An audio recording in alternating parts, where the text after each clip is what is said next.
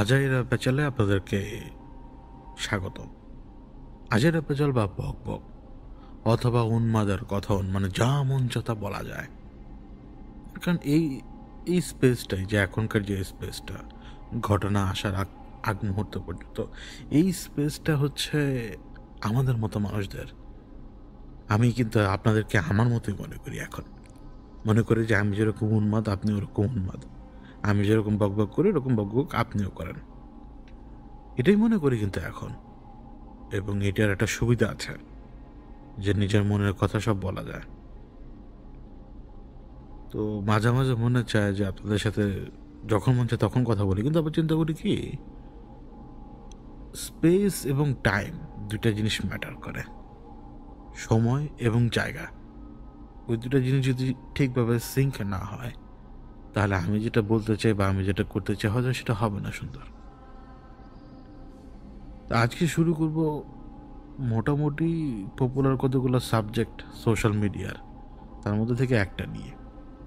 কারণ আজকে আমি যে কতগুলো মানুষের কোনো কারণ ছাড়াই কাফের বানায় দেব, বুঝতে পারছেন? মানে আমি বানাই দিব না, আমি আর কি বলবো যে এরা তো এই সমস্ত লোকেরা তো কাফেরই, এভাবে বলবো আর কি, মুনাফিক বলবো না ইচ্ছা করে। তো আমরা মোটামুটি সবাই জানি তো যে মানে ওই যে কুকুরের বাচ্চা পানিতে ফেলে দিয়ে মারার যে ব্যাপারটা, দেখুন আমি আসলে কি ওই সোশ্যাল মিডিয়ার একটা শব্দ বিশ্বাস করি না, একটা শব্দও না। এটা যদি আমার আপন মা যদি কবর থেকে ওইটা এসে বলতে আমি জীবনও বিশ্বাস করবো না। আমি উল্টা করবো যে এই তুই কার কারিন রে, তুই আমার মার উদ্দের এসে কিলে কথা এত বড় সাহস। অবশ্য কারিনের লোক আমি নিজেও পারবো না। তো আবার যদি কেউ যদি বলে যে কারিন সে উল্টায় ফেলাবে, ও জাত মিথ্যুক, যত সব জ্ঞান নাই কোনো কিছু আইসা ফাপড়বাজি করে। যাই হোক, তো যেই সিচুয়েশনটা, এই সিচুয়েশনের পক্ষ এবং বিপক্ষ পাবেন, ঠিক আছে? এখন আপনি যদি পক্ষের লোক হন আর আপনি যদি বিপক্ষের লোক হন, আপনারা দোটাই শয়তান। সিধা বললাম আপনাকে, আপনারা দোটাই শয়তান। কারণ হচ্ছে কি যে আপনি এই তার পক্ষের লোক, আপনি শয়তানের লেভেল এক ধাপ উপরে, আর আপনি তার বিপক্ষের লোক, আপনি শয়তানের লেভেলের সমান, মানে লেভেলটা জাস্ট এক লেভেল বাড়ে যখন আপনি তার পক্ষের লোক হন। আমি আমি আপনাদেরকে সহজভাবে কয়েকটা কথা বলি। সমাজে হিংসুক এবং জানোয়ারের মতো লোকের অভাব নেই, এবং শুধুমাত্র ওই ঘটনাটা যখন চোখের সামনে আসছে তখন মনে করুন যে কয়েকটা অ্যাকশন নেওয়ার কারণে এটার পক্ষ আর বিপক্ষ হয়ে গেছে। কিন্তু বাংলাদেশে আপনি জায়গায় জায়গায় বিভিন্ন জায়গায় বিভিন্ন সময় এরকম অবলা প্রাণীর উপরে অত্যাচার আপনি পাবেন অহরহ অহরহ। এটা এমনকি মাছের মাছের ঘেরে বিষ মারে, গাছ মানে মাছ শেষ, তারপরে গরুকে বিষ খাইয়ে দেয়, গরু শেষ, বা বিষাক্ত লতাপাতা খাইয়ে দেয়, ওই খামারটাই শেষ। মানুষ কিন্তু এটা করে, করে না যে এমন না, করে। কিন্তু কথা হচ্ছে কি এগুলোর বিচার কখনো করা হয় নাই। এগুলোর বিচার যদি কখনো যদি করা হতো তাহলে মানুষ এই সমস্ত হিংসাত্মক কাজ করতে পারতো না। এখন 1 ইঞ্চি মাটির জন্য কিন্তু কোদালের কোপ দিয়ে মাথা আলাদা করার বহু বহু উদাহরণ আছে বাংলাদেশে, শুধু বাংলাদেশে না পুরো দুনিয়াতেই। কারণ হিংসুটে মানুষ এবং যারা, কি বলবো আমি ওদেরকে, যারা জন্মই হয়েছে দুনিয়াতে কেওস তৈরি করার জন্য, মানে তারা জন্মের পর থেকে কেওসের এক রকমের এজেন্ট। এই জন্য বললাম যে অশান্তি যে তৈরি করে সে আমার কাছে কেওস, আর অন্য কেউ না। তো এই লোকগুলো মনে করুন যে আপনাদের প্রত্যেকের লাইফে কোনো না কোনোভাবে কোনো না কোনো রূপে অবস্থান করে। এখন ওই বেটির পক্ষ যে নেয় তার লাইফেও এরকম হিংসাত্মক লোকের অভাব নেই, আর বিপক্ষের লোকেরও লাইফে হিংসাত্মক লোকের অভাব নেই। কিন্তু যখন আপনি বার্গেনিংয়ের মধ্যে ঢুকে যাবেন এবং এক পক্ষ আরেক পক্ষকে মানে ঠেলাঠেলির ভিতরে নিয়ে যাবেন, তো ঠেলাঠেলি নিলে কিন্তু দুই পক্ষই তার লিমিট ক্রস করে। একটা জিনিস কি জানেন, যখন আপনি ইসলামকে চ্যালেঞ্জ ছড়ে দেবেন, যখন আপনি ইসলামকে চ্যালেঞ্জ ছড়ে দেবেন তখন কিন্তু আপনি সেই কাফেরদের ভেতরে একজন হয়ে যাবেন, খুব সহজ হিসাব। কোরআনে বলা নাই মানে কি? কোরআনে কি সব কথা উল্লেখ করা দরকার পড়ে আসলে? আচ্ছা, তাহলে তো কোরআন এটা বলে দিতে পারতো যে এই মহাশূন্যের আয়তন কত। মানে আল্লাহ বলে দিতে পারতেন যে মহাশূন্যের আয়তন কত। তিনি সরাসরি বলে দিতেন যে পৃথিবীতে এতগুলো লোক বাস করবে। তিনি সরাসরি বলে দিতেন যে প্রথম আসমানের লেভেল কতখানি উপরে, আপনার রক্তের গ্রুপ কি, আপনি বাঁচবেন কতদিন, এটা একটা হিসেব নিকেশ উনি বুঝিয়ে দিতেন। এই যে পুরো সার্কেলটা আল্লাহ রাব্বুল আলামিনের তৈরি করা সার্কেল, এই সার্কেলটা বোঝার একটা জ্ঞান দরকার মানুষের। সবার ভেতরে সেই জ্ঞান নাই। তো তিনি চাইলে কোরআনে সব কিছু বলে দিতে পারতেন, যেটা হচ্ছে এখনকার আপনার হিসাব যে কোরআনে বলা নাই কেন। তখন আপনি সৃষ্টিকর্তাকে প্রশ্ন করার দুঃসাহস করেন এবং এটা আপনাকে কাফেরের পর্যায়ে নিয়েই যাবে। আমি যদি কালকে মনের দুঃখে যদি বলি তুমি আমার সাথে এটা ঠিক করলে না আল্লাহ, এটা আপনি আবেগে বলছেন, আপনার কাছে এই কথার কোনো ভ্যালু নেই। এটা আপনি কাকে কথাটা বললেন? আপনার স্রষ্টাকে। আপনি সেই বাউন্ডারির মধ্যে পড়ে গেলেন। তো এখানে ইনায় বিনায় মাফ চাওয়ার কোনো উপায় নাই। মাফ তো আপনি ওনার কাছে যাবেনি, উনি মাফ করবেনি, উনি মহান। কিন্তু যখন আপনি ওনাকে প্রশ্ন করবেন যে এটা নাই কেন, এটা বলা হয় নাই কেন, তারপর আপনি হাদিসের রেফারেন্স নিয়ে আসবেন যে হাদিসের রেফারেন্স নিয়ে আমার নিজেরও সমস্যা অনেক, আমি এগুলো নিয়ে কথা বলা দরকার মনে করি না। কিন্তু যখন আপনি হাদিসের রেফারেন্স নিয়ে এসেও কিন্তু ইসলামকে টার্গেট করবেন আপনি, কারণ আপনার পক্ষ বিপক্ষের প্রয়োজন। তখন দুনিয়াতে যদি কোনো প্রাণী খারাপ হয়ে থাকে, আল্লাহ সেই প্রাণীর নাম সরাসরি বলে দিত যে এই প্রাণীগুলো তোমাদের জন্য খারাপ, তাই না? আমরা কিন্তু খুব ভালো করে জানি যে আমাদেরকে কোন কোন প্রাণী অ্যাভয়েড করতে বলা। এখন এটা ঠিক, আপনার দুয়ারে যদি সাপ থাকে, আপনি সেই সাপ না মেরে ফেললে আপনার ক্ষতি হতে পারে। সেই সাপ আপনার জন্য থ্রেটনিং হতে পারে। এখন সব জিনিস তো সাপ নয়, তাই না? কিন্তু তার মানে এই না যে আপনি বিপদ বা ভয় অনুভব করতে পারবেন না, এটাও তো সম্ভব না। আপনার নিজের একটা মৌলিক অধিকার আছে, ইসলাম আপনাকে সেই অধিকার দেয়। এখন ধরলাম আমি ঘটনা জানি না, কারণ আমি যে বললাম না সোশ্যাল মিডিয়ার একটা শব্দ আমি বিশ্বাস করি না, কিন্তু ধরলাম যে এইটা তার খুব সমস্যা তৈরি করে। তো যখন আপনার কাছে কোনো কিছু সমস্যা তৈরি করে মনে হয়, তাহলে আপনি সেটাকে তার পানিতে ফেলবেন না। পানিতে ফেলবেন? আচ্ছা, আপনি এক কাজ করুন, আপনি পক্ষ আর বিপক্ষের লোক তো, আপনি তার পক্ষের লোক যদি হয়ে থাকেন, তাহলে কালকে যদি আপনার হ্যাডমের ভিতরে সাহস থাকে, আগামীকালকে যে আপনি এই কাজটা করেন, একটা জীবন্ত প্রাণীকে পানিতে ছুঁড়া মারেন, একটা ইঁদুরকেই ছুঁড়া মারেন যান, তারপরে আপনি যদি 7 দিন পার করতে পারেন সুস্থ অবস্থায়, আইসা আমাকে বললেন, আমি আমার নাম বদলায় ফেলবো। কারণ আল্লাহ আপনাকে কবজা করবেই। ইঁদুরটা ক্ষতিকর প্রাণী হতে পারে, তো আপনি ইঁদুরকে বিষ দিয়ে মারতে পারেন, কোনো অসুবিধা নেই। কিন্তু আপনি যদি সেই মৃত্যুটাকে উইটনেস করার ওই মানে শয়তানি চেতনাকে জাগ্রত করেন, অর্থাৎ কীরকম যে আপনি বিষ দিয়ে মারলেন অথবা অন্য কোনো কিছুতে ধরে অন্য জায়গায় ফেলে দিলেন, ওটা হিসাব নিকাশ আলাদা। যেটা হচ্ছে হিউম্যান পদ্ধতি, বিষ দিলেন, সে কষ্ট পেয়ে মারা গেল, তার পেইন অবশ্যই আছে, কিন্তু আপনি তো ওটা উইটনেস করতেছেন না। ওই ইঁদুর আপনার ক্ষতি করতেছে, আপনার লাখ লাখ কোটি কোটি টাকার জমির কাগজপত্র খেয়ে ফেলতেছে। আপনি ওকে ধরলেন, বাইরে ফেলে দিলেন, ডাস্টবিনে ফেলে দিলেন, ও কুকুর বা বিড়াল অন্য কোনো কিছুর শিকার হয়ে যাবে। যেটা হচ্ছে সাইকেলের একটা হিসাব, এটা চক্রাকারে সব কিছু ঘুরে। সবার রিজিক কিন্তু আল্লাহ তৈরি করেন, সকলের রিজিক আছে। আপনি বেকুব জ্ঞানহীন লোক, এই জন্য আপনার ভেতরে এই সমস্ত জ্ঞান নেই। যাই হোক, তো আপনি এখন যদি একটা ইঁদুরকে ধরে নিয়ে ফেলে দেন পানিতে, ওর যেই মৃত্যুটা হবে, ওর মৃত্যু, ওর যান কবজ হইতেছে না, ওটা একটা সোল না, ওটা তো একটা ক্রিয়েশন আল্লাহর। আপনি ওটা তাকায় তাকায় দেখলেন আর হাসলেন বা আপনার ভেতরে জিদ বের করলেন, এরপর আপনাকে আল্লাহ পাকড়াও করবে। আল্লাহ আপনাকে পাকড়াও করবে, আর আপনি ওকে পেইন দিছেন।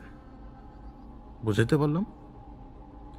আপনি বিষ দিয়ে দিতেন, বিষ দিয়ে আপনি তো ঘুমিয়ে গেছেন, ঘুমিয়ে গেছেন না, বিষ দিয়ে ঘুমিয়ে গেছেন, সকালবেলা দেখলেন যে মরে পড়ে আছে, আপনি দেখেন নাই ওর মৃত্যুর যন্ত্রণা আপনি দেখেন নাই, কিন্তু আপনি শয়তানি সেই কর্মকাণ্ড করলেন ওর মৃত্যু যন্ত্রণা দেখার জন্য, অথবা আপনি জেনে বুঝে আপনি ওরা পানিতে ফেলা দিয়েছেন কারণ জানেন ও পানির কষ্টটা পাবে অনেক বেশি।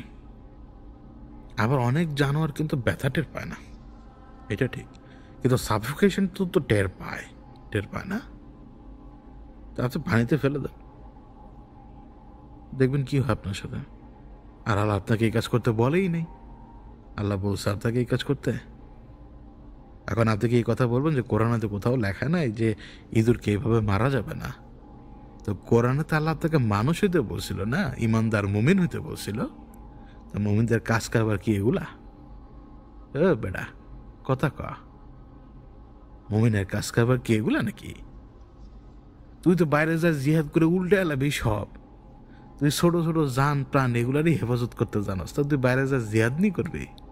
আবার কিছু কিছু জাত ছোট লোকের দেখি একটা কুত্তার বাচ্চার লেগা মায়া কান্নায় ভাসতেছে, ওই ইসরায়েল যে ফিলিস্তিন এরকম করে হেরা যায় কিছু করতে পারে না। ওই এই কথার উত্তর আগেও দিছি, আসলে ওর পেটের ভিতরে দিচ্ছে গুড়া কিরমি, বুঝছেন? তো গুড়া কিরমির যে সময় আসর উঠে না, চুলকায় তো দিশ পায় না, বুঝছেন?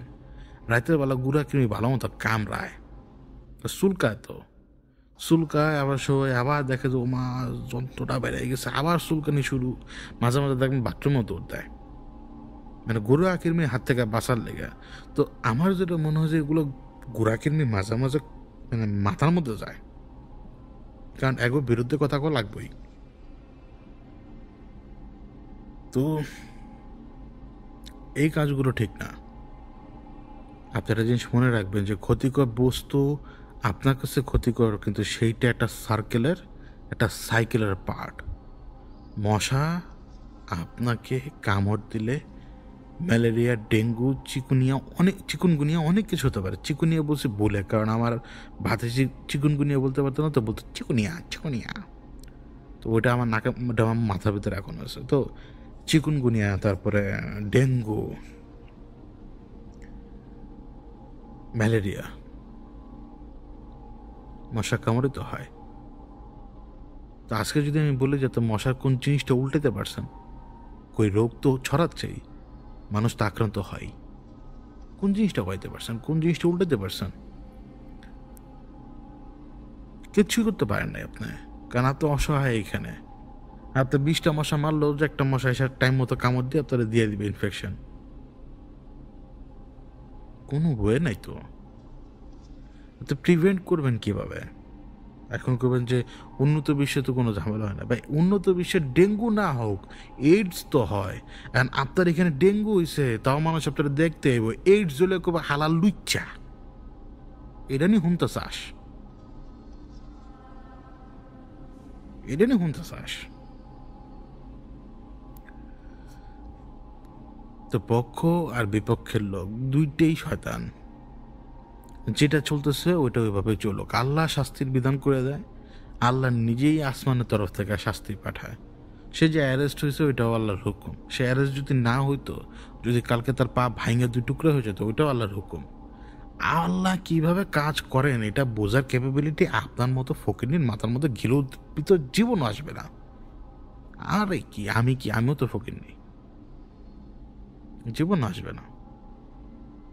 এই যে শব্দগুলো ব্যবহার করি এই কারণে যে আমি দেখি মুসলমানও কিরকম নাস্তিকের মতো কথাবার্তা বলে, পক্ষের লোক আর বিপক্ষের লোক, যে তুমি একটা পাপকে কিসের সাথে মিলাও। আজকে যদি একটা বাচ্চাকে, যদি আপনি একটা শিশু বাচ্চাকে যদি ডাস্টবিনে ফেলে দেন, ওটা যদি মানুষজন দেখে, আপনার পিঠে রাখবো নি কিছু? আপনি তো পাপ করতেছেন অন্তরালে, ধরা পড়লে আপনাকে তো, আপনি এখানে বসে দেখতেছেন ওরা কেউ কিছু করে না, কে বলছে? জেলে যান, জেল ঘুরে আসছেন কখনো? জেলে আসামিদের সাথে কথা বলছেন কখনো? কি মনে হয় জেলে যে আরাম করে সবাই? ছোট্ট একটা স্পেসে হাগে মুতে এক লগেই, একটা রুমের ভিতর অনেকগুলা লোক, গায়ের গন্ধর স্টেশন নাই, বগল সাফ করতে পারে না, গন্ধ বেড়ায়। হাইজিন নাই, গন্ধ বেড়ায়, মশা তো ধুমচাদর। আপনারা কি বালিশ দিবে মনে হয়? ওই বালিশ নিতে গেল অনেক টাকা দেওয়া লাগবে। আপনি বাইরে থেকে যদি 100 টাকা দিয়ে একটা বালিশ কিনেন, কারাগারে ওই বালিশ কিন্তু আপনার 2000 টাকা খরচ করা লাগবে। মশারি ভুলে যান, কয়েল ভুলে যান, মশা আপনার সারা রাত কামড়াবে। আর ওই যে বাথরুমের গন্ধ, পেশাব পায়খানার গন্ধ। কারণ ওই যে ছোট্ট একটা স্পেস দেওয়া, কিভাবে জানেন? আপনি বসলেও আপনার মাথা দেখা যাবে, এতটুকু স্পেস দেওয়া। গেছেন কোনো দিন? আল্লাহ বান্দারে পাকড়াও করে।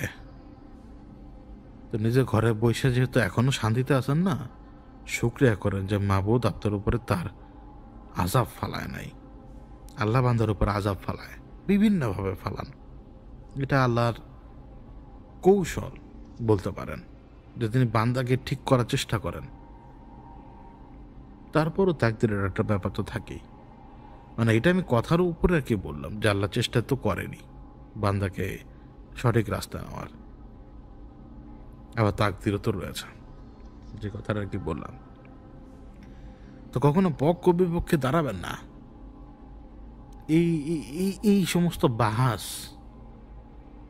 যখন ইরাকে বসে মানুষজন করত, মাসলা মাসাইল নিয়ে বাহাস, তারা টেরও পায় নাই মঙ্গলরা কখন আইসা পড়ছে। একটা কাইটটা ছিঁড়ে রাখে নাই, টুকরা টুকরা করে ফেলাইছে। তারা বাহাসে ব্যস্ত ছিল। ওই মানে একটু ঠাইসিমারি কথাটা বলি, মানে ঢিলাকুলুক নিয়েও মনে সম্ভবত তারা বাহাসে ব্যস্ত ছিল, যে সময় মঙ্গলরা আইসা এদেরকে কাইটা ছেড়ে চলে গেছে। ইরাকের কথা বলতেছি আমি। ইরাক না হওয়া, ইরাকের বর্ডারের কোনো এক এলাকা, আমার খেয়াল নাই। বাহাস চলতেছিল, শুনছিলাম আমি। বাহাস চলতেছিল, দিশ নাই, ধান্দা নাই, কোনো কিছু নাই। 2 দিন 3 দিন ধরে তারা বাহাস করে ওদিকে মঙ্গলরা চলে আসছে। এরা মনে করছে যে এদের সাথে কথাবার্তা বলে কোনো কিছু ঠিক করবে বা কোনো কিছু। এর আগে এক একজনের কলা পড়ে গেছে। মঙ্গলের ফেরোসিয়াস ছিল অনেক। তো ওরা হাই স্পিডে মুভ করতো, মানে যে দিক দিয়ে হেঁটে গেছে সব শেষ, কাইটা ছেড়ে চলে গেল। তো এই পক্ষ বিপক্ষের তর্ক কখনো করবেন না। এই আমি কিন্তু আপনাদেরকে সবসময় বলি যে তর্ক করবেন না একজন আরেকজনের সাথে, দরকারই নাই। কারণ শয়তানের কাম খোঁজা দেওয়ার, যার ভিতরে গুড়া কিরমি আছে হেরে এমনিই কামড়াইতেছে ভাই, ওরে জ্বলতে দেন। ও যখন কিবোর্ডে 4-5টা পোস্ট লাগতেছে, ওর মাথার মধ্যেও কিন্তু অনেক কিছু কিলবিল করে মানসিকভাবে। ওরা শান্তিতে নাই, ওরা কেউই মানসিকভাবে শান্তিতে নাই। ওদের প্র্যাকটিক্যাল লাইফের খোঁজ দিতে গেলেই দেখবেন যে বেড়া বা বেডি এদিক ওদিকে ঘোরাফেরা করে, মানে সুখী নেই লাইফে এদের। তো আমি দেখি তো আমাদের ফ্রেন্ড লিস্টে, মানে আমার ফ্রেন্ড লিস্টে যারা আছেন, মানে আলিফে সবসময় বলে যে ভাই আপনার ফ্রেন্ড লিস্ট আপনি বাড়াইতেছেন কেন? আমি বললাম যে ভাই আমি এটা বুঝি না, ফ্রেন্ড লিস্টে থাকলে কি আর না থাকলে কি। আর লোকগুলো যদি আমার সাথে কানেক্টেড হইতে পারে তাহলে ভালো। তো আমি ওই লোকগুলোর অ্যাক্টিভিটি দেখি তো, কারণ ওই যে আমাদের নিউজ ফিডে আসে। তো আলহামদুলিল্লাহ মাশাল্লাহ 10-12 জন ছাড়া বাকি সবাইরাই দেখে আমি সাইলেন্ট। এরকম সাইলেন্টই থাকেন, নিজের মতো কনজিউম করেন, যা মন চায় কনজিউম করেন, আর যা মন চায় কনজিউম করেন না, জাস্ট পার্টিসিপেট করেন এই সমস্ত নোংরা জিনিসে। আর কখনো কোনো জিনিসকে একটার সাথে আরেকটাকে কম্পেয়ার করতে যাবেন না, বুঝলাম? আর ওই হাদিস কখনো টাইনা আনবেন না, ইচ্ছে করে আনবেন না। আমি সবচেয়ে বেশি বিশ্বাস করি যে হাদিসগুলো হচ্ছে সাহাবাদের কাছ থেকে সরাসরি আসা, মানে সাহাবাদের পরে কারো কাছ থেকে আসা সেই হাদিসগুলোকে আমি গ্রহণ করতে পারি না কোনো মতেই। কারণ আমার মানুষের উপরে বিশ্বাসই নাই। কারণ সেই সাহাবাদের উপরে আল্লাহ রাজি খুশি ছিলেন, যারা নবীর সাথে, আমাদের রাসূলের সাথে হিজরত করছেন, তারা এই ভয়ঙ্কর সময়গুলো কাটায় গেছেন। তারা আমার কাছে অনেক সম্মানী, বাকিরা কেউ না। কারণ আমি তাদের ব্যাপারে জানিও না, চিনিও না, আর তারা কে কীরকম ওটা আমার জানার দরকারও নেই।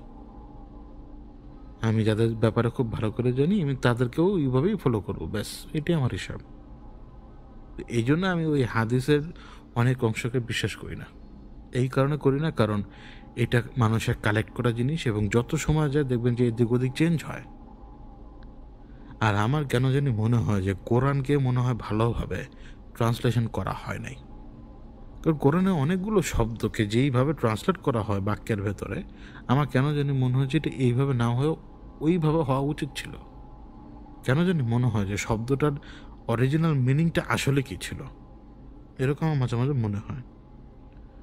এত দূরে, এখান থেকে এত দূরে ট্রেন, তারপরও শব্দ আসে, আলহামদুলিল্লাহ। কারণ এই মেশিনগুলোও তো আল্লাহর ক্রিয়েশন। আল্লাহ আপনারা ওই জ্ঞান দিছে এই মেশিন তৈরি করার, এই যন্ত্র তৈরি করার, টনকে টন ওজনের জিনিস টাইনা নিয়ে চলে যাওয়া, ক্রেন, টনকে টন জিনিস উঠানো, লিভার পদ্ধতি, এগুলো সমস্ত জিনিস আল্লাহরই। আল্লাহর নেয়ামত বান্দার জন্য, আর বান্দা লেগা সবচেয়ে বড় মুনাফেক। তো এটাই, ওই কোনো পক্ষ টক্ষ আর কার কি বিচার নিচার এগুলো নিয়ে কথাবার্তা বলার অধিকার আমার নাই। মানে পক্ষের ব্যাপারে যতটুকু বললাম, পক্ষের বিপক্ষ ততটুকুই। এখন দেশের আইন হিসেবে ওইভাবে চলবে। আর সে যদি গিল্টি ফিল করে করলো, আর যদি আপনার সাডেনলি মনে হয় যে তার প্রতি আপনার দরদ বেড়ে গেছে, তাহলে মনে রাখেন যে আপনি দেশের খুব কাছাকাছি আছেন, বুঝলেন? যেদিন কোনো হিংসাত্মক ব্যক্তি আইসা আপনার পাশার মধ্যে একটা কোপ মারবো, ওই দিন বুঝবেন মজাকারে কয়, বুঝলেন নি? মনে হয় না আপনি বুঝছেন। কিন্তু যারা বিপক্ষের লোক, তারা বুঝেও চুপ হয়ে থাকেন, কথাবার্তা বলে লাভ নেই। এগুলোতে মানসিকভাবে অশান্তির ভেতরে থাকবেন। বরং আমার অনুরোধ এইটাই যে নিজের ইমান আমল ধরে রাখেন, নামাজ কালাম ঠিকভাবে করেন। এই জিনিসগুলো থেকে যত দূরে সরবেন তত বেশি দেখবেন যে অন্তরের ভেতরে অশান্তি, এটা থেকে কোনো উত্থান নাই, কোনো মুক্তি নেই। তো এই যে ফালতু কথা বললাম 20 মিনিট, যাই হোক। আচ্ছা, যাই হোক এর ইংলিশ কি? হোয়াট এভার নাকি আল্লাহ জানে। তো আমার কাছে কেন জানি মনে হয় যে 2-4টা শব্দ ইংরেজিতে যদি বলি কেমন লাগে।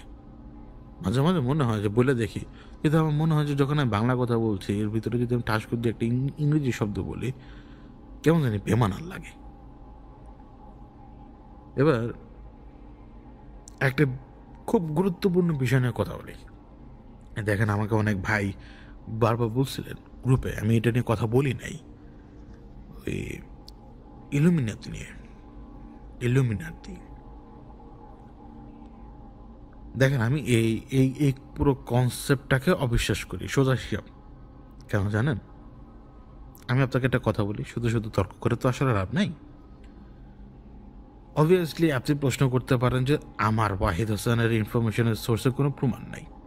ঠিক আছে, এটা সত্যি কথা, আপনার হিসেবে সত্যি কথা, যে কারণ আপনার কাছে ওয়াহিদ হাসান কোনো এই ইনফরমেশনের কোনো সোর্স দেখাতে পারবে না।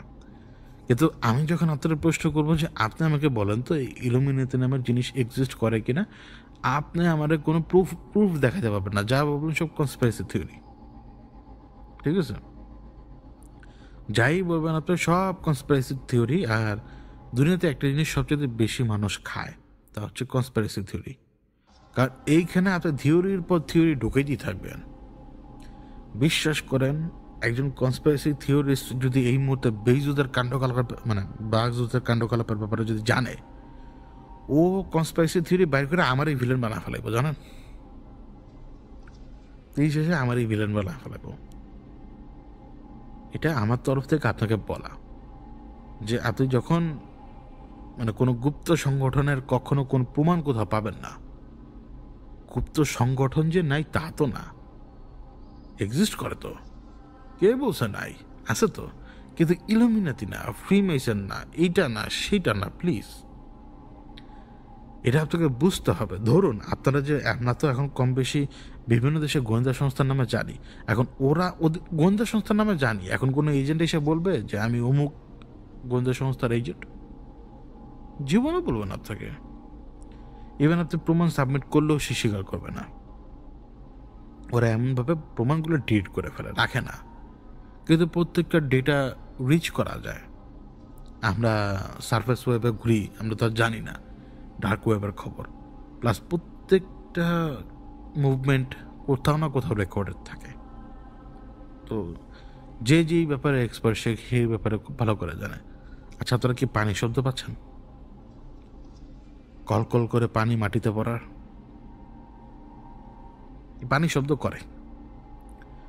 ও, যে জায়গায় ছিলাম, দেখুন সংগঠন আছে, সংগঠন সেই আদিকাল থেকে চলে। সে আদিকাল থেকে। আল্লাহ রসুল মারা যাওয়ার প্রায় 40-50 বছর পরে আবার শুরু হয় এগুলো শ্যাডো অর্গানাইজেশন। এই শ্যাডো অর্গানাইজেশন কীভাবে চলে, কীভাবে কাজ করে, কোন কোন জায়গায় কীভাবে সেই অপারেট করে, এগুলো আপনি বুঝে উঠতে পারবেন না, এতটা কেওটিক। আমি আপনাকে এটাই বললাম যে আজকে আপনি বাংলাদেশের প্রাইম মিনিস্টার হয়ে যান, এরপরে যদি আপনি তাদের দেখা না পান, আপনি আইসা আমরা গুলি মেরে দিন। সেটা বলে দিলাম আপনাকে, তো আইসা আমাকে একটা গুলি মেরে দিন। কেন বলতেছি জানেন? শুনেন, দেখেন, একটা সিম্পল লজিক। আপনি বাংলাদেশের প্রধানমন্ত্রী হলে আপনি কী করতেন? আপনি যদি একটা এক্সিকিউটিভ অর্ডার পাস করেন যে এই মুহূর্ত থেকে কোনো ভ্যাট ট্যাক্স কাউন্ট হবে না, কে কী করতে পারবে? ওইটা আপনার এক্সিকিউটিভ অর্ডার। আপনি যদি ওই এক্সিকিউটিভ অর্ডার একটা সই দিয়ে দেন, ওভারনাইট এটা জারি হয়ে যাবে যে ভ্যাট ট্যাক্স বাংলাদেশ থেকে বিলুপ্ত, তোমরা সবাই ওয়েলকাম, তোমরা এখানে এসে ব্যবসা করো। এখন এটা আমজনতার জন্য কিন্তু এটা খুব সহজ। ইভেন আমাকেও যদি আপনি বসায় দেন, তো একটা এক্সিকিউটিভ অর্ডার পাস করতে আমার তো কষ্ট হওয়ার কথা না। ইভেন আমি মৌখিকভাবে বলে দিলেও এটা অর্ডার হয়ে গেছে, সিগনেচার করা বাকি আর কি, যেটাকে বাংলাদেশে গ্যাজেট আকারে প্রকাশ করাকে বলা হয়। তো আপনি ওই এক্সিকিউটিভ অর্ডারটায় সই করতে পারবেন না চান্দু, আপনি এই এক্সিকিউটিভ অর্ডারে সই করতে পারবেন না, সই করতে দিবেই না আপনাকে। সাডেনলি দেখবেন যে কি জানি সব কিছু বদলা যাচ্ছে, তারপরে হাজির হয়ে যাবে। 100টা ভালো কাজের ভিতরে 20টা করতে পারবেন বা 22টা করতে পারবেন, বাকিগুলোতে একদম চুপচাপ বসে থাকা লাগবে। বুঝাতে পারলাম? এটা আমি আপনাকে এখনো বলছি, যদি আপনি ওই চেয়ারে যা বসেন, ভালো কাজ করতে যান, দেখবেন সেই শ্যাডো অর্গানাইজেশন কীভাবে আপনার চোখের সামনে আসে। প্রত্যেকটা দেশে বিভিন্ন জায়গায় এই শ্যাডো অর্গানাইজেশনগুলো, ইভেন আমার রূপেও। আমি আপনাকে বললাম সবচেয়ে বিশ্বস্ত রূপের মানুষটাও যাই দেখবেন যে ওই শ্যাডো অর্গানাইজেশনের লোক। কারণ আমি প্রচুর মানুষ দেখেছি, এখনও অনেককে চিনি না, চেহারাগুলো মনে আছে আমার, দেখলে চিনে ফেলবো। খোঁজার চেষ্টা করি মাঝে মাঝে ইন্টারনেটে ঘেটে ঘেটে, নামি দামি লোকগুলোর ভেতরে খুব কমই পাই, একজনই পাইছি মাত্র। কারণ আমি তাকে দেখছি। এই জন্যই বলি যে আপনি যখন ওই চেয়ারে যাবেন, করাপ্টেড হয়ে যাবেন, এছাড়া আপনার হাতে কোনো উপায় নাই। তো আমি ইলুমিনাতিতে আসি, মানে এই জিনিসটা ঘুরে ফিরে একই জিনিস, কিন্তু মানে ইলুমিনাতি শব্দটা আমি বিলিভ করি না। ফ্রি মেসন শব্দটা, মানে এইরকম গ্রুপ, মানে গুপ্ত সংগঠন আছে। এখন আপনি যদি আমাকে এইসব বলেন যে কনস্পিরেসি থিওরি যারা ছড়ায় তাদের ভিডিও যা দেখেন, আমি দেখবো না, জীবন আমার দরকার নাই, কারণ ওইটা দিয়েই চলে, ওর কাছে অর্থটুকুই আছে। মানে মানে মানে ওই কোন ব্যক্তি কি করছে না করছে তাও ওর কাছে কোনো প্রমাণ নাই, ও আরেকজনের কাছ থেকে নিছে, কোনো প্রমাণই নাই, মানে রিটেন প্রুফ নাই, ডাইরেক্ট কোনো কিচ্ছু নাই, ও আরেকজনের কাছ থেকে চুরিমুরি করে নিছে কথাগুলা, আপনার সেটা বিশ্বাস হয়ে যায়। আমি যে মাধ্যমে এখন আপনাদের সাথে কথা বলি, আমি যদি অনেক কথা বলি আপনাদের কিন্তু সেগুলো বিশ্বাস হয়ে যাবে। আমি বিশ্বাস হলে কি হবে জানেন? অন্তত একজন সত্যবাদী মানুষ জানবে যে ওয়াহিদ তো মিথ্যা কথা বললো এটা, আর আমি যে মিথ্যা কথা বলে যাচ্ছি সেটা তো আমি জানি। আমার তো দরকার আপনাদেরকে এঙ্গেজ করে রাখা। তো তখন কি হবে? আল্লাহ পাকড়াও করবে, আজকে না করুক, কালকে না করুক, পরশুদিন করুক, তরশুদিন করুক, করবে। কারণ আল্লাহ উত্তম সময় বান্দাকে পাকড়াও করে, আপনার আর আমার হিসেবে না। তো আমি আর কি এই শব্দগুলো, মানে এই শব্দগুলো বা ওই কনস্পিরেসি থিওরির হিসেবে যে সমস্ত অর্গানাইজেশনের কথা বলে, আমি ওগুলো বিশ্বাসই করি না ভাই। আপনার যদি আইসা আমাকে বলেন, সাপোজ কথা ওয়ারেন বাফেট, সে এত টাকা পয়সা ইনকাম করছে কারণ সে ইলুমিনাতি, কথা অথবা সে ফ্রি মেসন, আমি কোনো আপনার গাধা বোকা বলদ সব। হাসামে তার ব্যাপার আপনারা জানেন না, ইনসাইড ট্রেডিং জানেন না, এগুলো বোঝেন না। ইনসাইড ট্রেডিং এখনও হয়, আপনার বাংলাদেশে স্টক মার্কেট দাঁড়াইতে পারতেছে না কেন? রিগিং থাকে, অনেক কিছু থাকে, এগুলো সব পাশ কাটায় আসে কিছু কিছু শেয়ানা আইটেম। এখন শেয়ানা আইটেমের এগুলো করেই। এখন যেমন ধরেন গোল্ডের স্টক বাড়বে, বিশেষ করে গোল্ডের স্টক সামনের দিকে যা বাড়বে, এখন ইনভেস্টররা করবে কি, যে গোল্ডটাকে ক্যাপচার করে রাখার চেষ্টা করবে। আই টু সার্টেন পিরিয়ডে যা পৌঁছায় গেলে দামটা, তখন তারা সেটাকে আবার রিটেল ভ্যালুতে কিছুটা ছেড়ে দিবে, কিন্তু তারা কিন্তু এই যে ছেড়ে দেবে, এটা তো আপনার আমার হিসেবে। আমি আবারও বলি, আপনার মনে হবে যে একজন ইনভেস্টর এখন কিছু গোল্ড কিনবে, কিনে সে দাম বাড়ার পরে বিক্রি করে দিবে, কিছু আবার নিজের কাছে রেখে দেবে।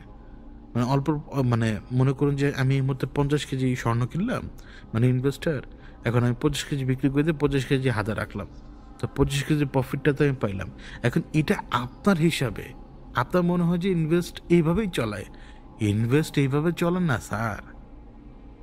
ওরাই বাজারকে ম্যানিপুলেট করে, ওরাই বাজারে সব কিছু দাম বাড়ায়, ওরাই বাজারকে মানে ক্রাইসিসের দিকে নিয়ে যায়, ওরাই বাজারকে উপরের দিকে ওঠায়। এটা হচ্ছে ইনভেস্টমেন্ট। ওই আপনার আমার মতো 50 কেজি গোল্ড কিনা 25 কেজি বিক্রি করে রাখি, 25 কেজি নিজের কাছে রাখা, ওইটা ইনভেস্টমেন্ট না। ওরা মার্কেটকে আপ ডাউনে সমস্ত কিছু করায়। আপনি কলকাঠির ব্যাপারে জানেন না স্যার, বললাম না এখন পর্যন্ত আপনি কনস্পিরেসি থিওরির ভেতরেই আছেন। রাস্তায় নামেন, বুঝবেন ম্যানিপুলেশন কিরকম হয়। একটা ছোট্ট উদাহরণ দিই, আল্লাহ জানে কালকে আমার কপালে শনি আছে নাকি, যাই না, বলি। দেখবেন বঙ্গোপসাগরে যদি যান, মানে বঙ্গোপসাগর না, বন্দরে যদি যান, দেখবেন যে দূরে দূরে দূরে দূরে বিশাল বড় বড় ভেসেল আছে, বিশাল বড় বড় কার্গো ভেসেল।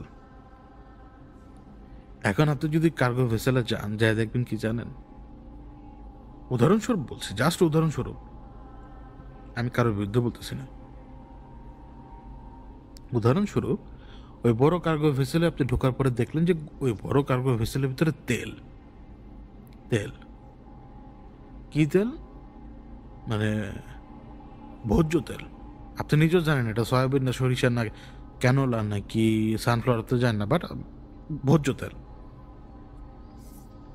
আপনার কাছে এটা নর্মাল মনে হতে পারে যে সাগরে বন্দরের কাছাকাছি একটা জাহাজের জায়গায় নোংর করে আছে, এর ভেতরে তেল ভরা, নর্মাল।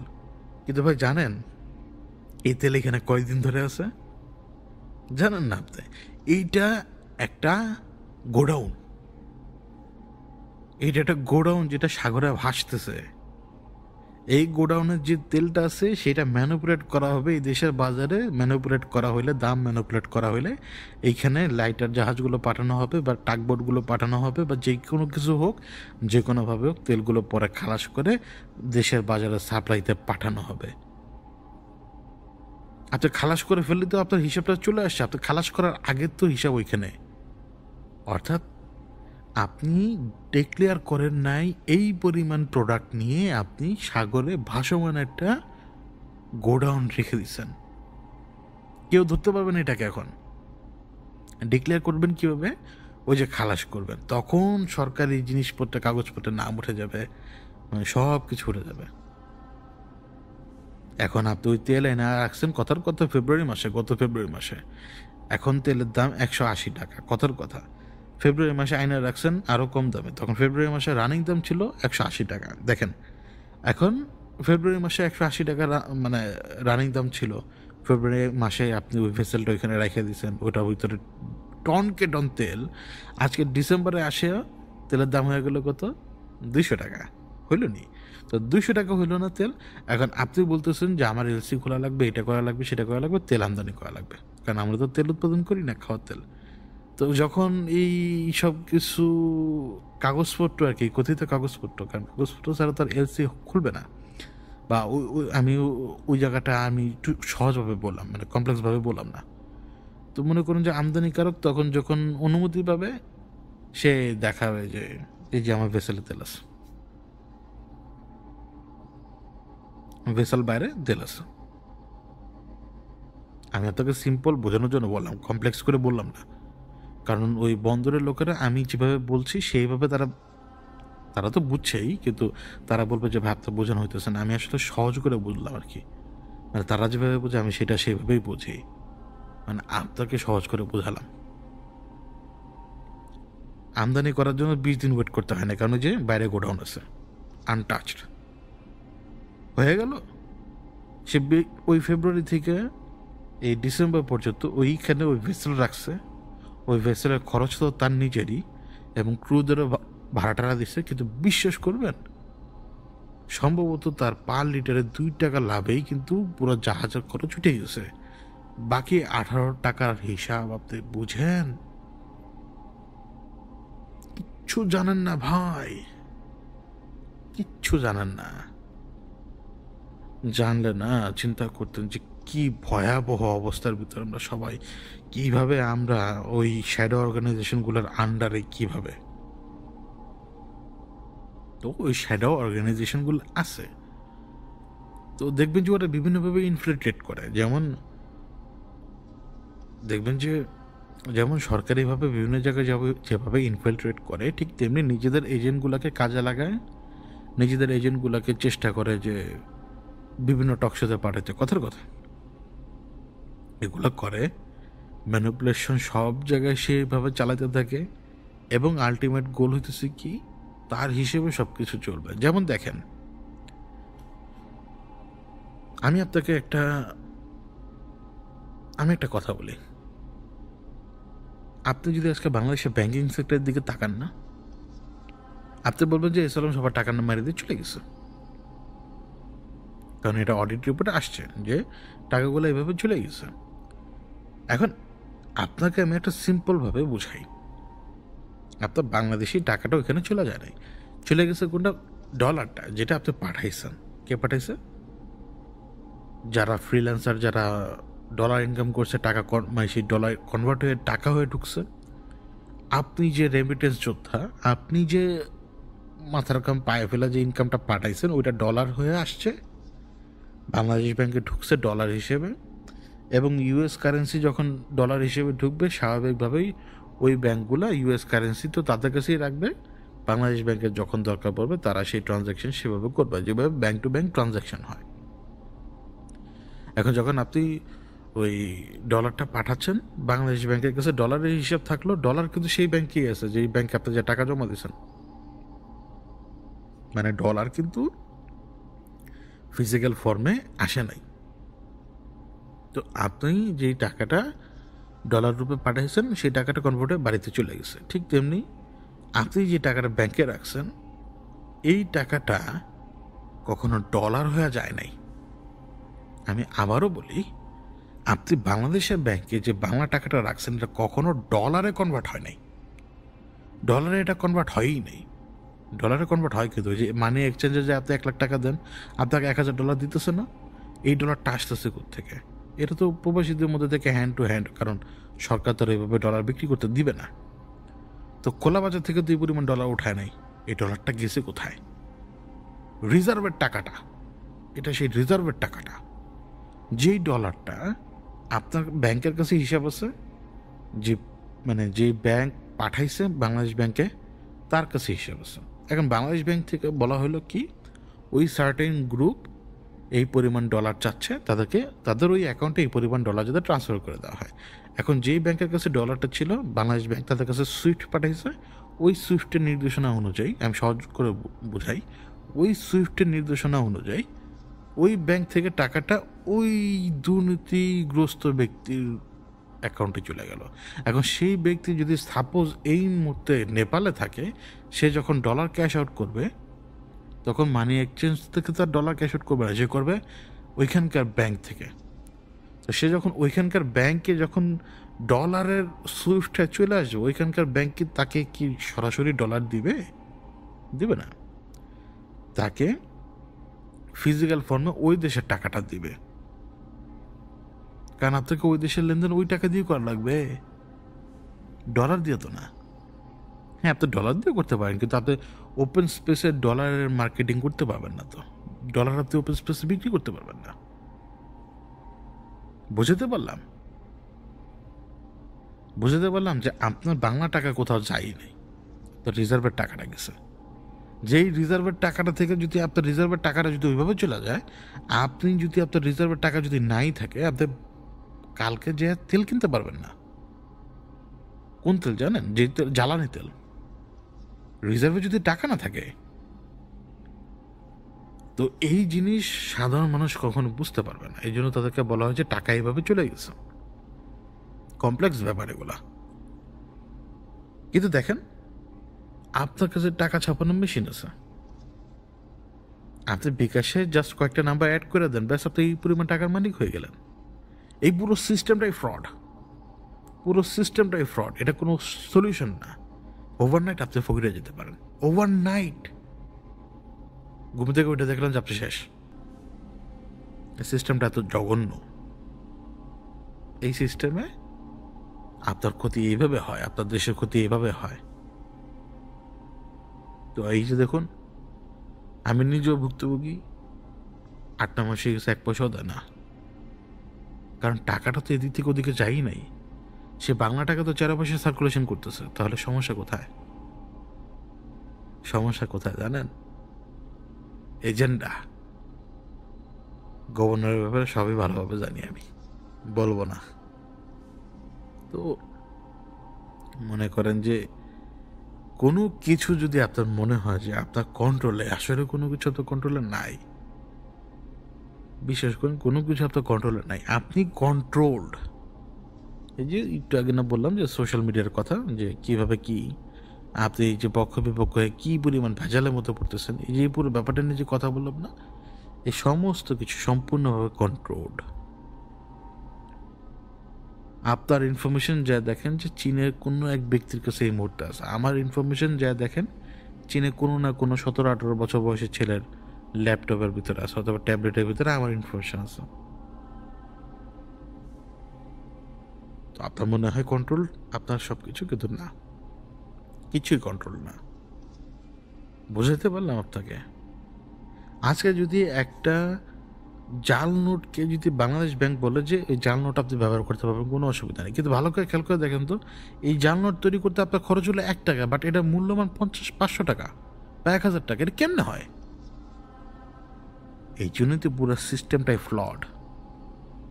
এই ফ্লড সিস্টেমটা আপনাকে আমাকে শুধু শেষই করে দিয়েছে, কোনো উন্নতি কখনো হবে না। আর একটা কথা না বলে শান্তি পেতেছি না। মানুষ দেখবেন কি,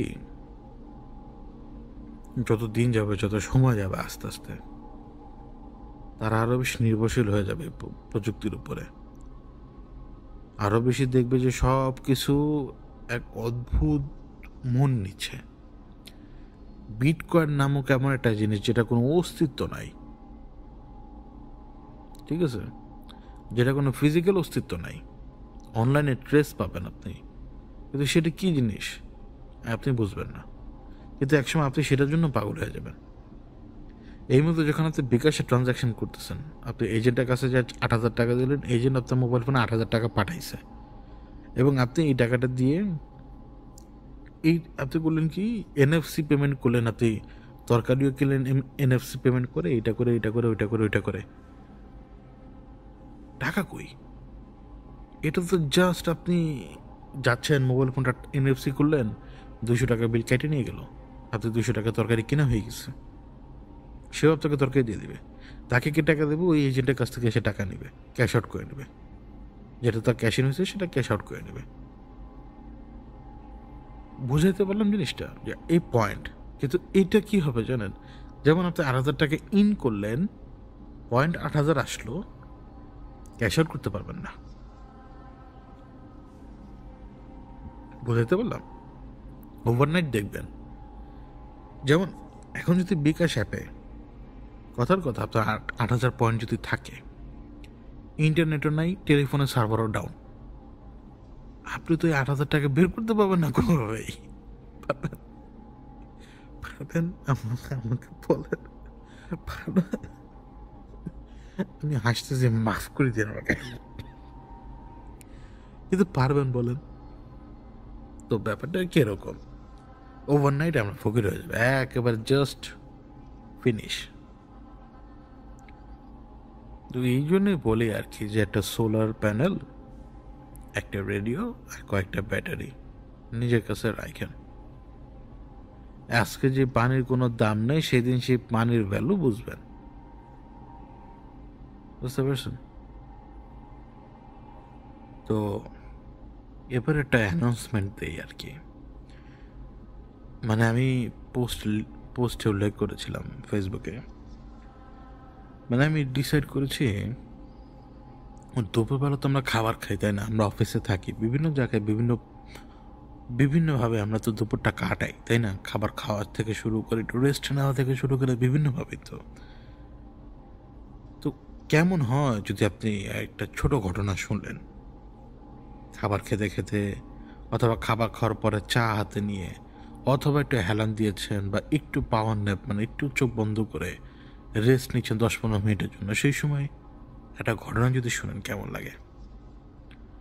তো ওই চিন্তা ভাবনা থেকে, কারণ ছোট ঘটনার কিছু রিসোর্স আমাদের কাছে আছে, ওই রিসোর্সগুলোকে গুছিয়ে আমি ডিসাইড করলাম যে আপনাদের জন্য সপ্তাহে মানে 5 দিন 5টা পর্ব করতে। মানে কীরকম? মানে সেটা হচ্ছে ছোট ঘটনার। আমি ঠিক করেছি ওটা 2টা বাজে প্রিমিয়ার হবে প্রত্যেক দিন বলতে যেদিন রবিবার মিডনাইটের পর্ব থাকবে সেদিন হবে না, যেদিন বৃহস্পতিবার মায়ার পর্ব থাকে সেদিন হবে না, শুক্রবার হলো, সোমবার, মঙ্গল, বুধ, তারপরে আবার শুক্র, তো শুক্র শনি, এভাবে আর কি। তো ছোট ছোট ঘটনার এই পর্বগুলো আশা করি আপনাদের ভালো লাগবে, আপনারা শুনবেন এবং আপনাদের ঘটনাগুলো চাইলে লিখে পাঠাতে পারেন অথবা রেকর্ড করে পাঠাতে পারেন। ইভেন আপনি চাইলে এখানে পার্টিসিপেট করতে পারেন, কারণ পার্টিসিপেট করতে গেলেও তো ঘটনার মানে অডিও কোয়ালিটি একটু ভালো হওয়া দরকার। একা মূলত আমার অডিও কোয়ালিটি তো জঘন্য ছিল না। তো যত সময় গেছে আস্তে আস্তে তো পারফেক্ট হলাম, আরও তো সামনে পারফেক্ট হওয়া বাকি।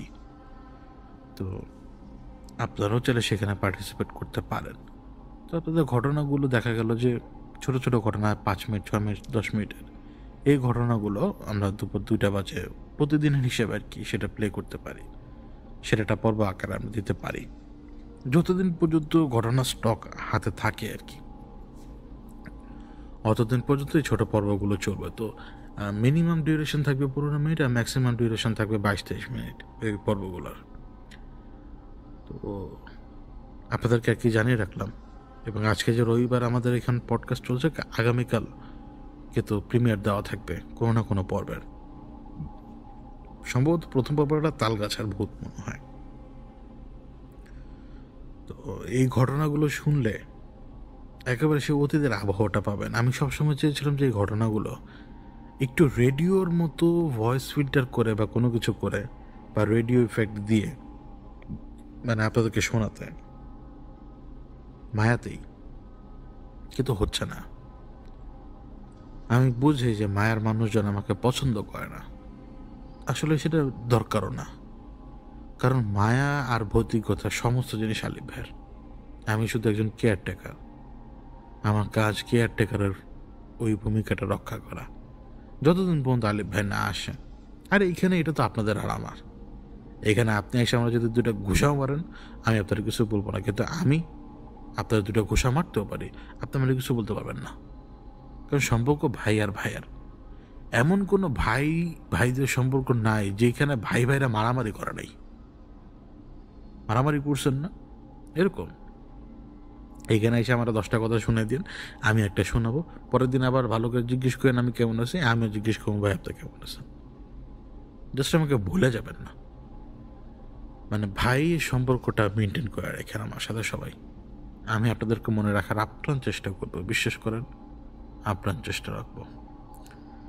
তো এবার একটা দরকারি ব্যাপার নিয়ে কথা বলি, সেটা হচ্ছে কোর্সের ব্যাপারটা। যে কোর্সটা আমি একেবারে হুট করে চালু করেছি একদম, এবং এই মুহূর্তে টাস্ক উইক 3 শেষ, মানে 3টা টাস্কের উইক বা সপ্তাহ শেষ, 4র্থ টাস্ক উইক শুরু, এবং ধীরে ধীরে এটা তাদের জন্য ইন্টেন্স হওয়া শুরু হবে এখন। তো এই টাস্ক উইকে এক একজনের অনুভূতি এক এক রকম। যে একসময় স্বপ্ন দেখতো সে স্বপ্ন দেখা তার স্বপ্ন দেখা বন্ধ হয়ে গেছে, যে অনেক কিছু দেখতো তার অনেক কিছু হয়তো দেখা বেড়ে গেছে আরও। কেউ কোনো কিছু টের পায় না, কিন্তু টের পায় এখন। আর কারোর মারাত্মক রকমের ডিমোরালাইজেশন। আনুমানিক 70 জনের উপরে এই মুহূর্তে আমাদের ওই গ্রুপে, কোর্সের ওই গ্রুপে। মোটামুটি সবার সাথে তার কথা হয়নি, কিন্তু যারা যারা রেগুলারলি আপডেটটা দিয়ে যাচ্ছেন তাদের ওই আপডেটগুলো ফলো করে আমি আপনাদেরকে আর কি এই ব্যাপারটা এখন জানালাম। এখন এখানে একটা ক্রাইটেরিয়া থাকে। অনেক ভাই 5টা প্রশ্নের উত্তর দিয়ে হয়তো সিলেক্ট হন নাই। আমি আগেও বলেছি যে আমি উত্তরগুলো যদি অন্তত কাছাকাছি না হয় তাহলে কিভাবে নেই। কারণ প্রথম থেকে শুরু করে যারা এখন পর্যন্ত গ্রুপে গেছে তারা তো ওই ইনসাফের ওই রাস্তা দিয়েই গেছে। আমার চোখের সামনে যেটা ইনসাফ আমার চোখে, তো আপনার মনে হবে যে আপনার প্রশ্ন উত্তর সঠিক। আমি বলছি না যে ভুল। আমি যে জিনিসটা খুঁজি ওই জিনিসটা তো আমি আপনাকে ওপেনলি বলে দিলে তো হচ্ছে না। আমি চাচ্ছি আপনি আমাকে ওই জিনিসটাই দেখান যেটা আমি জাহিদ খুঁজতেছি আপনার কাছে, ওই স্পেশালিটিটা, যা আপনি কোর্সে টিকে থাকতে পারবেন কিনা। এই কোর্স এমন একটা অংশ যেটা আপনাকে এমন একটা পর্যায়ে নিয়ে যাবে যে আপনি হয়তো আপনার লাইফের সবচেয়ে টাফ টাইমও পার করতে পারেন, অথবা সবচেয়ে সুখের সময় পার করতে পারেন। কোনো ঠিক ঠিকানা নেই। তো এখানে যেমন সবর আর ধৈর্য সবচেয়ে বেশি দরকার, ঠিক তেমনি এই যে আপনি ক্যাপেবল কিনা সেটাও তো দেখার দরকার। যদি অস্থির হয়ে পড়েন তো ওই অস্থিরতা কিন্তু আপনাকে কাবু করে ফেলবে। কারণ আপনি অস্থির কেন? যখন আপনি টাস্কগুলোকে সমাধান করতে যাবেন, আপনাকে যে টাস্ক দেওয়া হচ্ছে সেই টাস্ক অনুযায়ী ফলো করবেন টাস্ককে, তখন কিন্তু আপনাকে দুইজন অ্যাটাক করবে ভালোভাবে। এক হচ্ছে নফস, আরেকজন হচ্ছে কারিন। এরা দুজন খুব ভালোভাবে আপনাকে অ্যাটাক করবে, এবং আপনি তখন রিয়েলাইজ করতে পারবেন যে ব্যাটেলটা কত টাফ। এই ব্যাটেলে সবাই টিকে থাকতে পারে না। এখন এটা যদি আশা করেন যে হয়তো আমার সাথে দেখা হবে, কথা হবে, ওইটা কিন্তু সম্ভব না। আমি কিন্তু কোর্সকে আমার মতো করে ডিজাইন করেছি যাতে করে আমাকে ফিজিক্যালি সেখানে উপস্থিত না হতে হয়। এটা এমনভাবে ডিজাইন করা যে এইটাই সবচেয়ে বেস্ট। এর চেয়ে বেস্ট থাকতে পারে, আরেকজন আরও ভালো সলিউশন দিতে পারে, কিন্তু মেন কথা হচ্ছে আমি তো রাস্তা দেখাচ্ছি, সুতরাং রাস্তার খবর আমি না জানি, সলিউশন অন্য কেউ দিতেই পারে যদি সে রাস্তার খবর জানে। যদি সে রাস্তার খবর না জানে তার কাছে কোনো সলিউশন নাই। তো এটাই আর কি।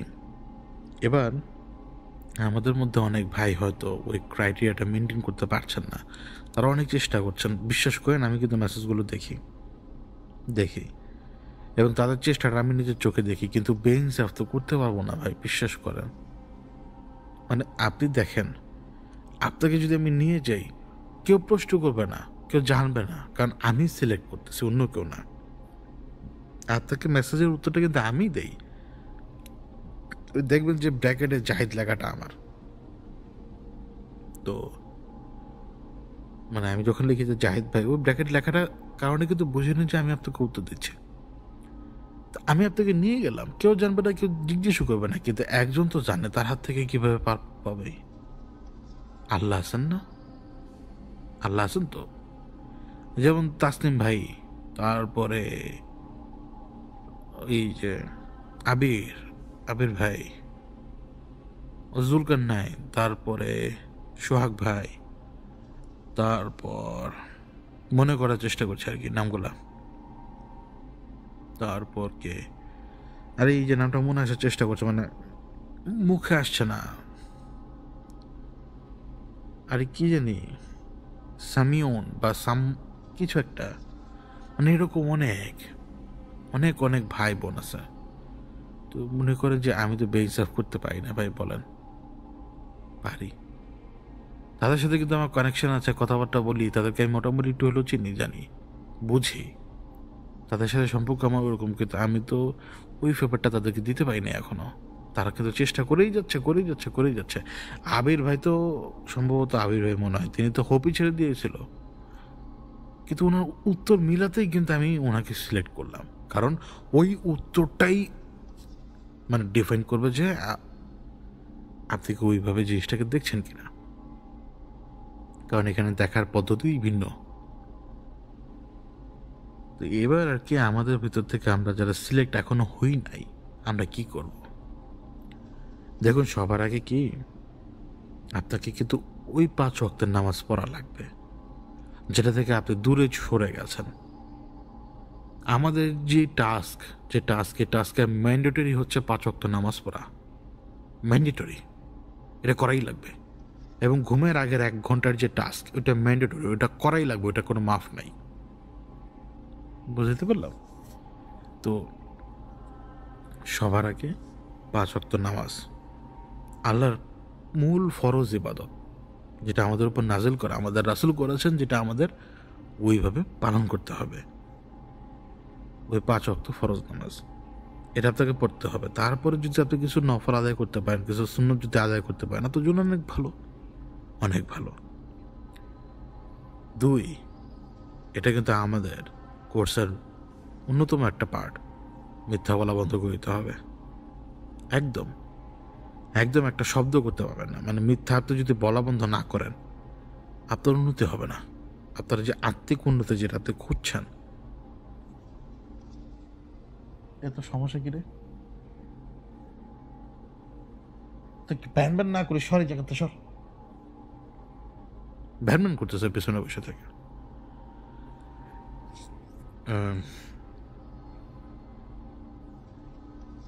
মিথ্যা কথা বলা বন্ধ একদম। যদি আপনি এটার উপর কন্ট্রোল না নিতে পারেন, তাহলে কিন্তু সেই পাপের কাজ আপনি করেই যাবেন। 5 ওয়াক্ত নামাজ এবং মিথ্যা বন্ধ, এই হচ্ছে 2টা মেইন টাস্ক, যেটা তোকে ফলো করে যেতে হবে। 1, তারপরে আপনি করবেন কি, খাবারটা আপনি সবসময় চেষ্টা করবেন এখন থেকে, আজকে থেকে যদি আপনি এরকম চান, খাবারটা আপনি 3-4 ঘন্টা আগে বন্ধ করে দেবেন। ঘুমানোর 3-4 ঘন্টা আগে বন্ধ করে দিন খাবার।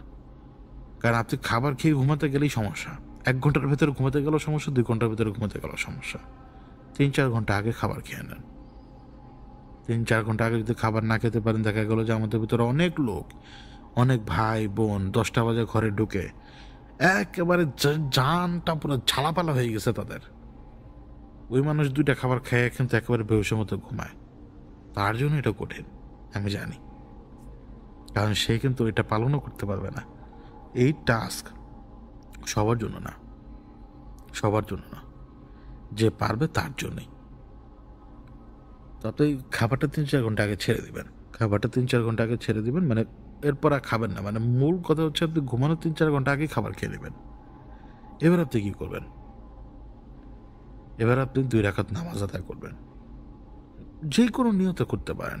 আপনি তাহাজ্জুদের নিয়ত করবেন না, কারণ ওই সময় তাহাজ্জুদের সময় না। 2 রাকাত নামাজ আদায় করেন। তারপরে ওই যে বৈঠকে বসা অবস্থায় আপনি কিছু সময় দুরূদ শরীফ পড়েন। যে কোনো দুরূদ পড়তে পারেন, কোনো অসুবিধা নেই। বা কোরআনের 2-1টা আয়াত বা 2-1টা সূরা আপনি পড়তে পারেন ওই সময়, কিছু সময়ের জন্য। তারপরে উঠে যেয়ে শুয়ে পড়বেন, বিছানার মধ্যে শুয়ে পড়বেন, মোবাইল ফোন ধরবেন না। এটাই সে মেইন টাস্ক। মেইন টাস্কের একটা অংশ এখন, সেটা হচ্ছে যে মোবাইল ফোন ধরা যাবে না ঘুমানোর 1 ঘন্টা আগে। মানে আপনি ঘুমাবেন যদি 12টা বাজে, তাহলে আপনাকে মোবাইল ফোনটা রেখে দিতে হবে 11টায়। আর ধরতেই পারবেন না, চেকই করতে পারবেন না আপনি, সময় দেখার দরকার নেই আপনার। আপনি ফোনটা শুধু কি বলে এটাকে, ডাটা কানেকশন সব বন্ধ করে রাখবেন। নর্মালি এয়ারপ্লেন মোডে তো দেওয়ার দরকার নেই আপনার। ফোন ভাইব্রেশনও রাখার দরকার নেই, মিউট করে রাখার দরকার নেই। ব্যাস, কেউ যদি খুব ইমার্জেন্সিতে ফোন দেয়, সে আপনাকে ইজিলি পেয়ে যাবে। তো যদি 12টা বাজে আপনি ঘুমান, তাহলে আপনি 11টায় ফোনটা ছেড়ে দেবেন।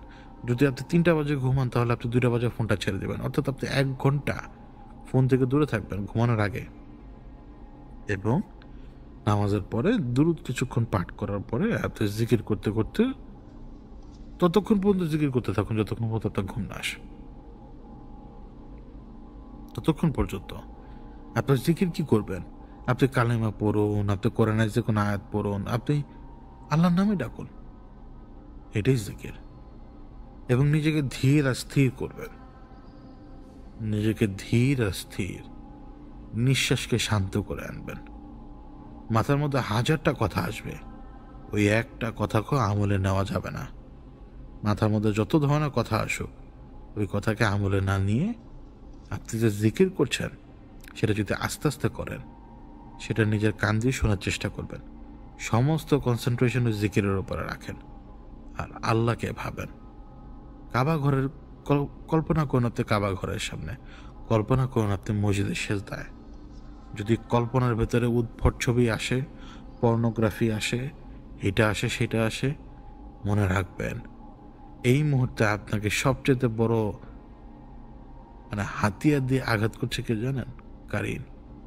নফস আপনাকে পরে আঘাত করবে, কারণ নফস সবচেয়ে সুচতুর। সে আপনার সাথে এমনভাবে ঘুরবে যে আপনি তো খুব ভালো, খুব ভালো। নফস টাইম মতো আপনার দিয়ে ঘটনা ঘটায় দিবে। তো আপনাকে ফার্স্ট লাইন ডিফেন্সে চলে আসবে কে? কারিন। ঘুম আসলে ঘুম আসুক, ওই জিকির করতে করতে ঘুমাবেন। এটাই আপনার কাজ। আপনারা যারা এখন পর্যন্ত সিলেক্ট হতে পারেননি, এটাই আপনাদের টাস্ক। আপনারা নামাজ পড়বেন 5 ওয়াক্ত, আপনারা মিথ্যা বলা ছেড়ে দিবেন। যা আপনার পাপের মূল উৎস সেটা আপনাকে বন্ধ করে দিতে হবে। তারপরে আপনি রাতে ঘুমানোর আগে 1 ঘন্টা আগে মোবাইল ফোন ব্যবহার করা বন্ধ করে দিবেন। ওই 1 ঘন্টায় আপনি প্রথমে নামাজ পড়ে নেবেন, একটু দূর শুয়ে পড়েন, তারপর জিকির করতে করতে ঘুমিয়ে গেলেন। মনে হবে যে একটু ফোনটা ধরি, মনে হবে যে একটু টাইমটা চেক করি, একটু ফেসবুকে যে দেখে আসি বা একটু ইমো হোয়াটসঅ্যাপে ঢুকে দেখে আসি আপডেট কি। একটু এই একটুর সাথেই লড়বেন, ওই একটু করাই যাবে না। এটাই হচ্ছে মূল শর্ত, এটা আপনারা পালন করবেন। আমার আপনাদের কাছে অনুরোধ যে আপনারা এটা সবসময় কড়াভাবে পালন করবেন। আর যখন সিলেক্ট হবেন আপনারা তো টাস্ক উইক থাকবেই, সে টাস্ক উইক কোনো যে আপনারা সেভাবে সামনের দিকে ধীরে ধীরে আগাবেন। বাকিটা আল্লাহর হাতে। এটা আর কি আমি আপনাদেরকে আর কি জানিয়ে রাখলাম এখন। তো এই ব্যাপারটা যেরকম গেল, বোঝাতে পারলাম আমি আশা করি। আর ইদানিং তো আসলে কেস স্টাডি নিয়ে কথাবার্তা বলা হয় না, কারণ কি জানেন? কেস স্টাডি ধরতে পারছি না, প্রচণ্ডভাবে বিরক্ত হয়ে থাকি সারাদিন। তো এই বিরক্তি কাটানোর জন্য এদিক ওদিক কাজ কারবার করি, তো ফোন তো ধারা কাছে থাকেও না, বুঝলেন? ফোন ধারা কাছে থাকে না আমার, আমি ফোন থেকে অনেক দূরে থাকি। আমাকে যদি একটা মানুষ ফোনও দেয় না, আমি খুব বিরক্ত বোধ করি। সোজা কথা, আমি এতটা নিজেকে ওই রকম করে ফেলেছি এখন। তো আপনারাও চেষ্টা করবেন, আপনারা সেভাবে আগানোর চেষ্টা করবেন, এবং ওই যে অ্যানাউন্সমেন্টটা মনে রাখবেন। আশা করি যে চেষ্টা থাকবে আমার যে সপ্তাহে 5 দিনই দুপুর 2টা বাজে আপনাদের জন্য ছোটো ঘটনা নিয়ে আসার। ওইটা আগে থেকে প্রিমিয়ার করে দেওয়া হবে, এবং ওই একই টাইমে দেখবেন যেটা প্রিমিয়ার হচ্ছে শেয়ার করে দিবেন জায়গায় জায়গায়, যদি আপনাদের ভালো লাগে। বাকিটা সমস্ত কিছু আল্লাহর ইচ্ছা। আর হচ্ছে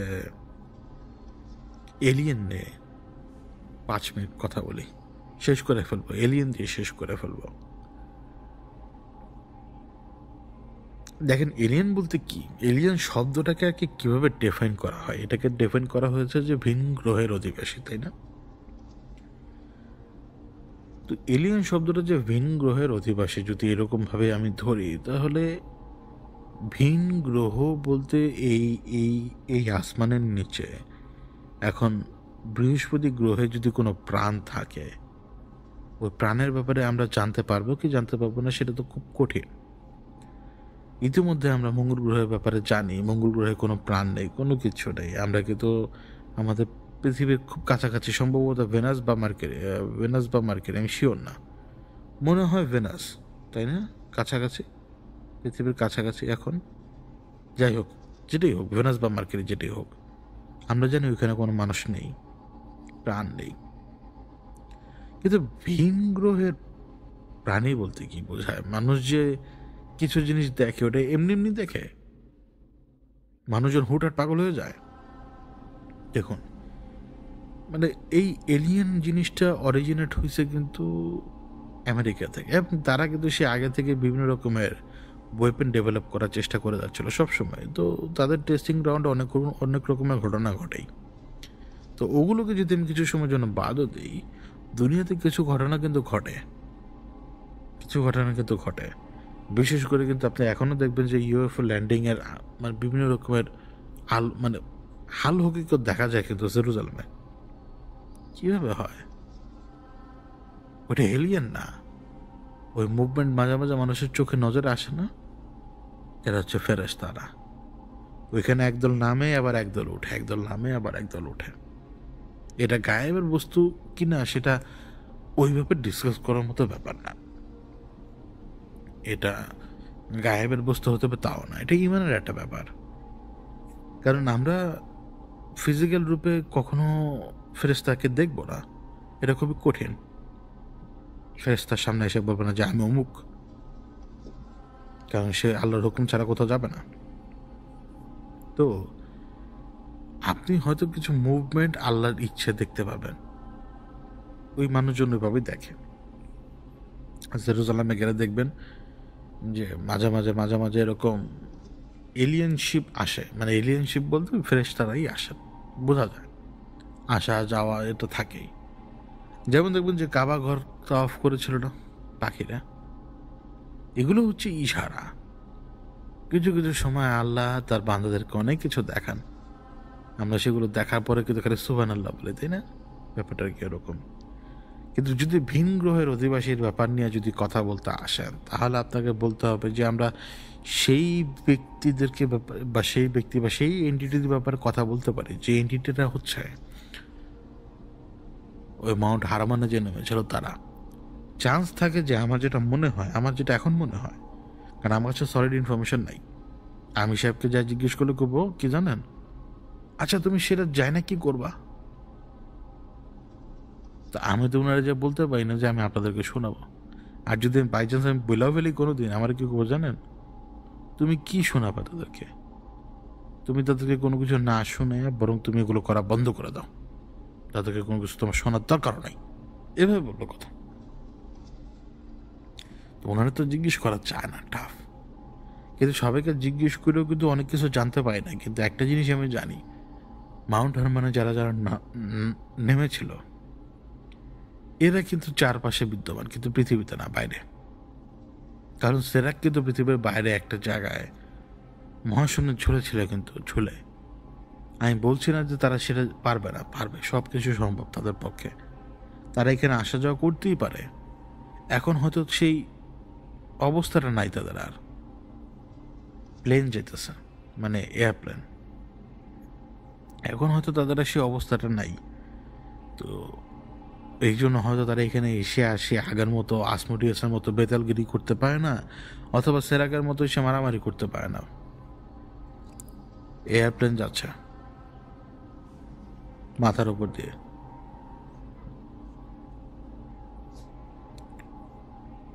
তো মনে করুন যে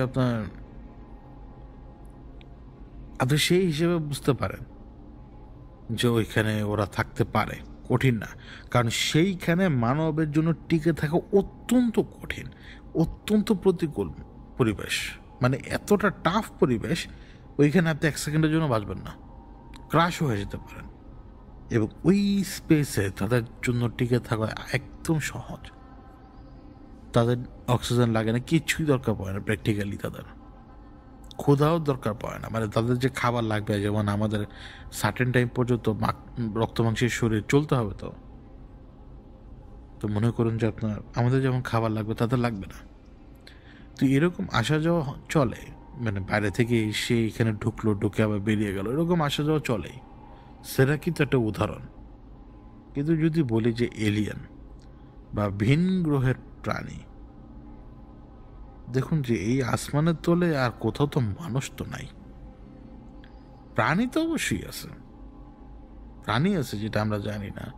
কারণ আমরা তো এটা খুব ভালো করে জানি যে আমাদের তো একটা সীমানা আঁকা, তাই না? আমরা কিন্তু নেপচুনে যা বসতে পারবো না, আমরা কিন্তু যে ওই শনি গ্রহে যা বসতে পারবো না, আমরা কিন্তু যে গ্যাস জায়ান্ট জুপিটার মানে যে বৃহস্পতি গ্রহে যা বসতে পারবো না, পাবো না। আমরা ম্যাক্সিমাম হয়তো কোনো দিন যদি সম্ভব হয়, 9 বছর তো মানুষ যাত্রা করে যেতে পারবে না। প্রথম জিনিস মাথায় নেন, 9 বছর যাত্রা করে মানুষ কিন্তু মাসে যা পৌঁছাতে পারবে না, মানে মঙ্গল গ্রহে যা পৌঁছাতে পারবে না। কারণ সেখানে মঙ্গল গ্রহে পৌঁছে যাতে সেফলি ল্যান্ড করবেন তার গ্যারান্টিই নেই। 0.01% গ্যারান্টি যে আপনি সেফলি ল্যান্ড করতে পারবেন, মানে এরকম একটা অবস্থা। মানে বিপদের আশঙ্কা সবসময় থাকবে। তো আপনি ওইখানে যা বসবাসও করতে পারবেন, ধরলাম যে আপনি গেলেন একটা স্পেস ক্রাফটে গেলেন, এখন ওইখানে স্পেস ক্রাফটে দাঁড়ালেন, কিন্তু আপনি তো বাইরে বের হবেন, হার্শ কন্ডিশন, ওয়েট টের পাবেন, নিজের উপরে ওয়েট টের পাবেন। এখান থেকে জার্নি করে গেছেন 9-9.5 বছর, 10 বছরের পরে আবার সেই 9-9.5 বছর, 10 বছর জার্নি করে আসবেন। এই যে টোটাল রাউন্ড টিপে 20 বছর আপনার হায়াত আছে নাকি? তাইলে কোনো মানুষ কখনোই 9 বছরের জার্নিতে নামবে না। আমার ভুল হইতে পারে, আমার জাস্ট ভুল হইতে পারে, আমি শিওর না। 9 বছর কেন বলছি আমি জানি না আসলে, কিন্তু ধরলাম যে কোনো মানুষ যদি 9 বছরের জার্নির জন্য বের হয়, এটা কি সম্ভব? 9 বছর কি একদিন দুদিনের কথা নাকি? তো এখন আবার এটাও ইম্পসিবল না যে মঙ্গল গ্রহের সব জায়গার ব্যাপারে তো আমরা জানি না। স্যাটেলাইট ছবি তো আমাদের কাছে আছেই। এখন অন্ধকার হইলে যে ওই জায়গায় কোনো প্রাণী বের হয় না, তার তো গ্যারান্টি নেই। আছে গ্যারান্টি? এইটাই কিন্তু আমার প্রশ্ন, যে আমি তো দিনের ছবি আমার কাছে আছে, আমার কাছে তো রাতের অ্যাক্টিভিটি নাই।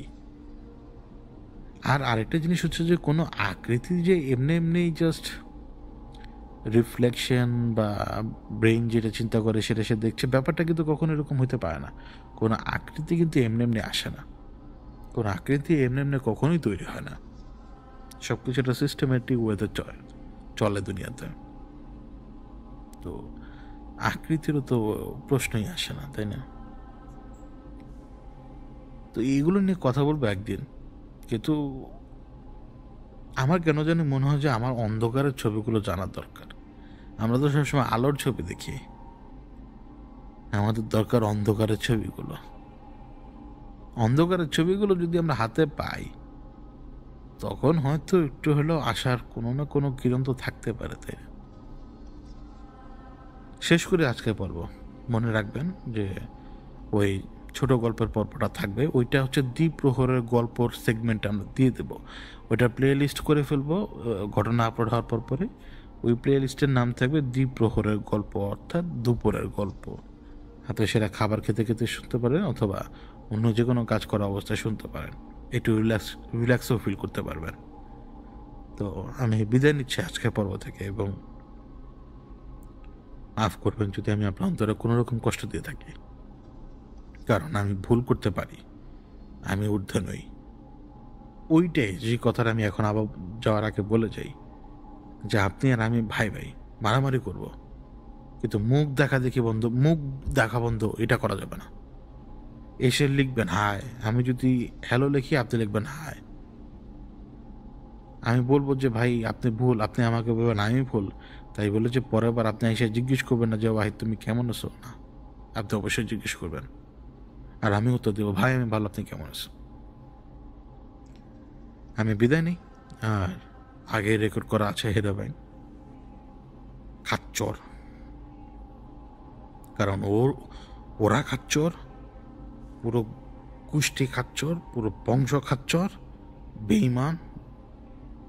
বলে মানে কি বলে যে বোঝাবো, ওটা এখন শুনবেন। আমি বিদায় নিই। আল্লাহ হাফেজ।